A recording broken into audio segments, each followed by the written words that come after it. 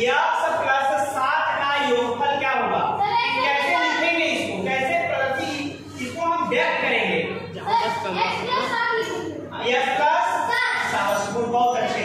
देखिए x plus 7 ऐसे लिखा जाएगा, ठीक है ना? Yes sir. चलिए ए और बी के योग का 3 गुना क्या है? अगला है हमारा ए और बी के योग का 3 गुना। तो कैसे इसको लिखेंगे, कौन बताएगा? बताओ बेटा, खड़े हो जाओ, बताओ। ए प्लस बी गुणे 3। हाँ, ए प्लस बी और गुणे 3। तो पूरा यहाँ का अपना लिख करके 3 आगे लिख देते हैं। क्या करते हैं? 3 आगे लिख देते हैं। इसके 3a प्लस बी हो गया ना? Yes sir. बैठ जाइए, बहुत अच्छा। यक्स को 5 से गुणा करने पर गुणनफल कैसे लिखेंगे? यक्स को 5 से गुणा करने पर गुणनफल कौन बताएगा? इसमें बताइए। गुड, यक्स गुणे 5, इसको हम लिख सकते हैं 5 यक्स। आ गया ना? Yes sir. हम लोग कहेंगे यक्स को 5 से गुणा करने पर गुणनफल 5 यक्स होगा। क्या होगा? 5 यक्स। जहाँ यक्स हमारा चर है और 5 क्या है? चर है।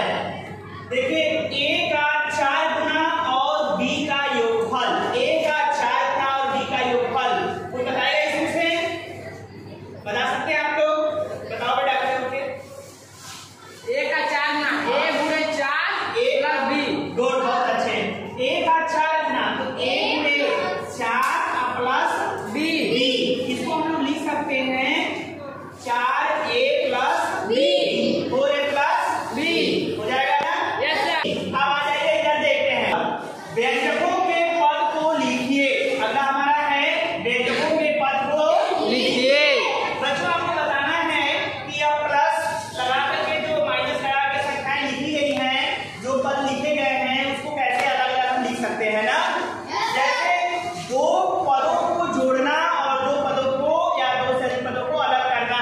यहाँ पे ऐसे पद हैं, हम इसको अलग अलग कैसे लिखेंगे आपको ये बताना है। क्या लिखा जाएगा बताइए? 5x, 6। बैठ जाइए, लिखा जाएगा इसको 5x, 6। और ये a square minus 3ab minus 4 है, तो इसे क्या लिखा जाएगा आप बताओ बेटा? हाँ, a स्क्वायर माइनस 3ab, यहाँ चिन्ह के साथ लिखा जाएगा माइनस 3ab, फिर कामा -4, ऐसे लिखा जाता है ना? चलिए अब इसमें पूछा है कि x स्क्वायर का पद लिखिए, तो क्या लिखेंगे x स्क्वायर का पद? इसमें केवल एक ही पद है, केवल x स्क्वायर का x स्क्वायर ही होगा ना? इसमें क्या लिखेंगे? इसमें कौन बताएगा? हाँ बोलिए। x स्क्वायर कामा -3x कामा -7। बैठ जाइए, बहुत अच्छा। अब देखिए अगला हमारा है गुणांक लिखिए। क्या लिखना है? हाँ, गुणांक लिखिए। गुणांक में हम लोग से कहा गया है, पूछा गया है क्वेश्चन में कि 5 यक्स में यक्स का गुणांक क्या है? तो यक्स का गुणांक कितना होगा बच्चों? 5, बहुत अच्छे। और यक्स वाई जेड में यक्स वाई जेड का गुणांक क्या होगा? 1। गुड, बहुत अच्छे, 1 होगा। क्योंकि जो दिया गया है कोई पूछ रहा है तो फिर उसका गुणांक 1 ही होगा। किसी भी संख्या पे 1 होता है तो उसके मान में कोई परिवर्तन नहीं होता है। जैसे 1 गुणे यक्स को हम यक्स लिख सकते हैं ना, यक्स का यक्स, तो इसका गुणांक पूछ ले यक्स का, तो x नहीं होगा बेटा? उसी तरह से ये है यक्स वाई जेड का गुणांक 1 होगा। तो बात समझ में आई बच्चों? चलिए, बहुत अच्छा। इस तरह आप लोग पढ़िए, घर पे लगाते रहिए, बार बार इसको समझते रहिए, ठीक है? सभी लोग ध्यान से देखिए बच्चों। आज का हमारा आपको समझने के लिए टॉपिक हम उठाए हैं सजाती मतलब लाइक तथा विजाती अनलाइक पद।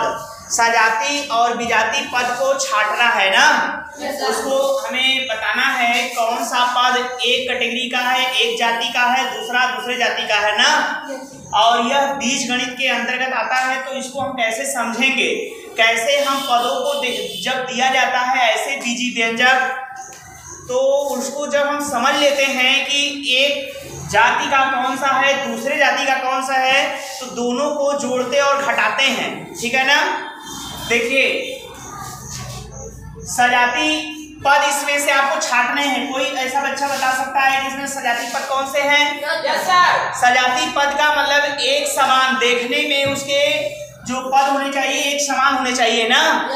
हाँ, और इसमें से कौन सा है बेटा? वाइटनेस बताइए आप। या देखो पहले समझ लो, आप बैठ जाओ, पहले समझ लेते हैं इसको कि कौन सा पद सजाती है। देखिए एक एग्जांपल यहाँ पे समझ लीजिए, उसके बाद बताइएगा। 6x² y है, यहाँ पे -6xyz है, और यहाँ पे 8x² y है, और ये -7xyz है ना।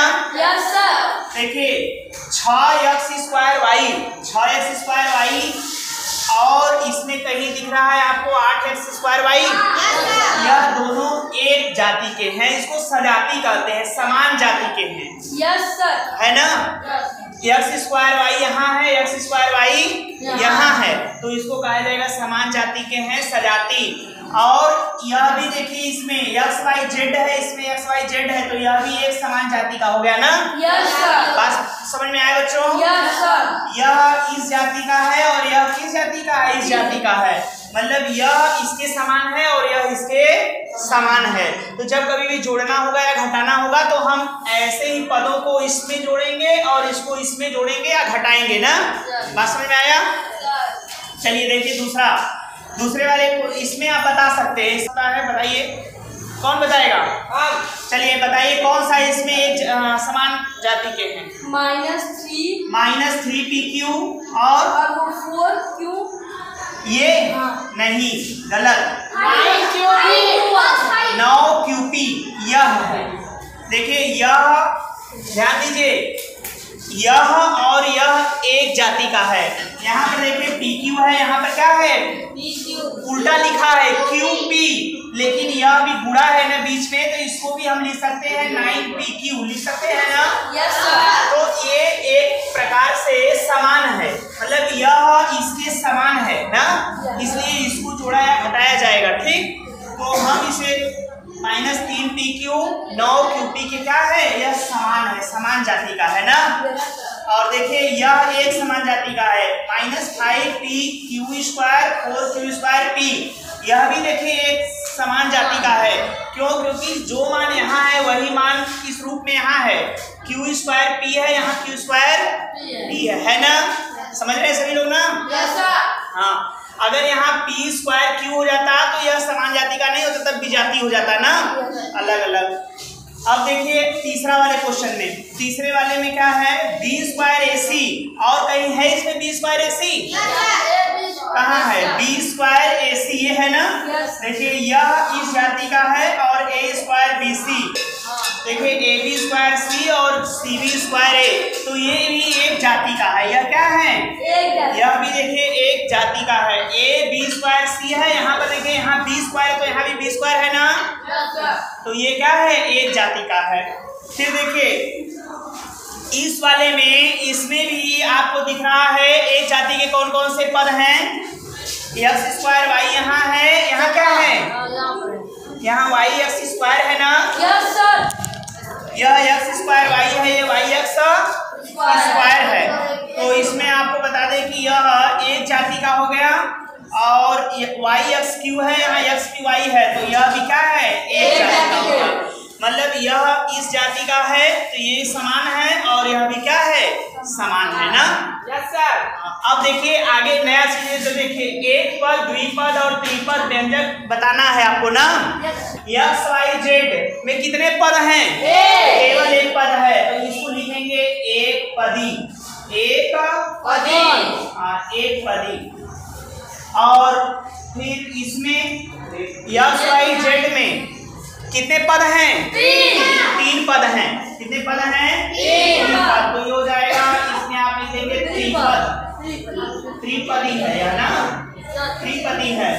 और इसमें भी 3 पदी होंगे, इसमें भी देखिए 3 पद है ना, 3 पद है।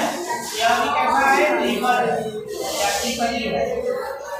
इसमें केवल एक पदी है, एक पदी।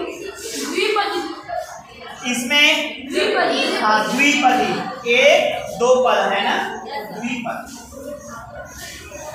यह द्विपदी है और यह ये भी द्विपदी है, द्विपदी।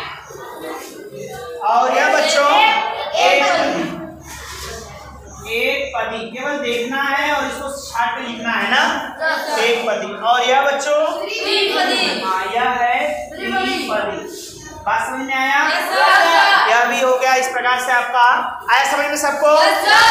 समझ गए कैसे बीजी व्यंजकों के एक पदी, द्विपदी और त्रिपदी मान होते हैं, क्या आप समझ सकते हैं ना? हाँ, तो इसमें देखिए 1 2 3 पद थे, इसमें केवल अकेला था, इसमें 1 2 3 पद हैं, ये त्रिपदी है। तो इस प्रकार से इसको समझना है। ठीक बच्चों, तो आज के लिए बस इतना ही। Thank you so much.